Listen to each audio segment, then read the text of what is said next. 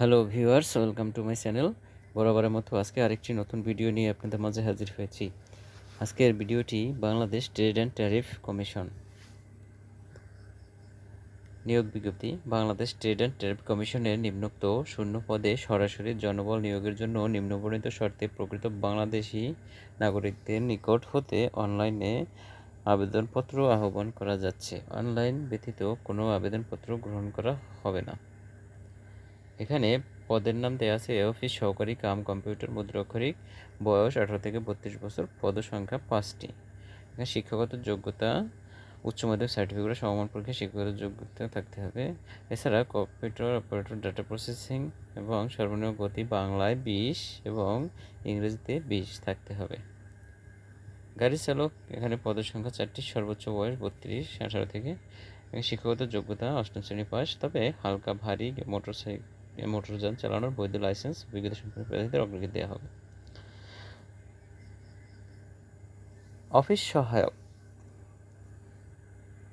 এখানে গ্রেড 20, বয়স 18 থেকে 32, পদের সংখ্যা 1টি, শিক্ষাগত যোগ্যতা 8ম শ্রেণী পাস।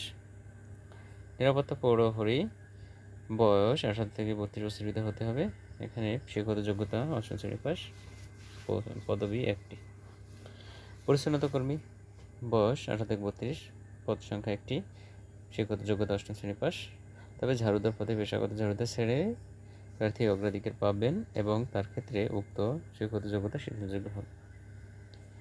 এবার আবেদনপত্রের বয়স বা আবেদনকারী বয়স হতে হবে 1/9/2025 তারিখে সর্বনিম্ন 18 এবং সর্বোচ্চ 32 বছর। সরকারি, আধা সরকারি ও স্বায়ত্তশাসিত প্রতিষ্ঠানে কর্মরত প্রার্থীগণকে অবশ্যই যথাযথ কর্তৃপক্ষের অনুমতিক্রমে আবেদনপত্র গ্রহণ করতে হবে। অনলাইনে আবেদন করার সময় বিভাগীয় প্রার্থী কর্তৃক ডিপার্টমেন্টাল ক্যান্ডিডেটের ক্ষেত্রে তথ্য উল্লেখপূর্বক অবশ্যই নির্দিষ্ট ঘর পূরণ করতে হবে।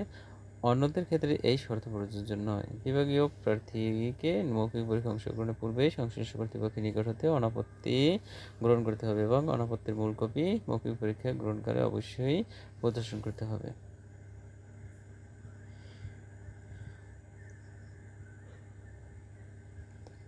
জনপ্রশাসন মন্ত্রণালয় 23 জুলাই 2024 তারিখে স্মারক নং দেওয়া আছে, এর মাধ্যমে যেটা প্রজ্ঞাপন অনুযায়ী কোটা নির্ধারণ করা হবে।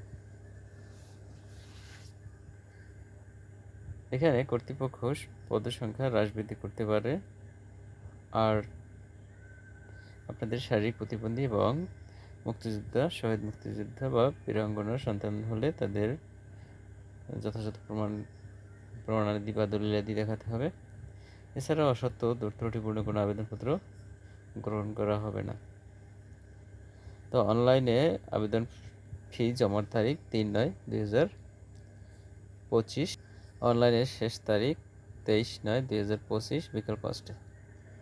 আপনারা যথাযথ উপযুক্ত তথ্য দিয়ে ফর্ম পূরণ করবেন। এছাড়া শেষ সময়ের জন্য অপেক্ষা না করে আগে থেকেই আবেদন করে ফেলুন, কারণ সবার শেষে সার্ভারে সমস্যা হয়।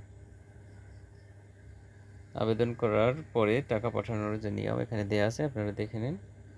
আপনি নিজেই আবেদন করে টাকা পাঠাতে পারবেন।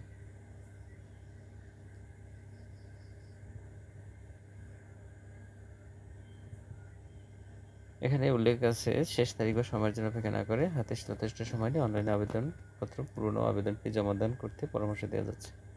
তো ভিউয়ার্স, আজকের ভিডিওটি আপনাদের জন্য এই পর্যন্তই। যদি ভিডিওটি ভালো লেগে থাকে তাহলে লাইক, কমেন্ট, শেয়ার করতে ভুলবেন না। আর এছাড়া নিত্য নতুন ভিডিও পেতে চ্যানেলটি অবশ্যই সাবস্ক্রাইব করে রাখবেন। Thanks for watching my video.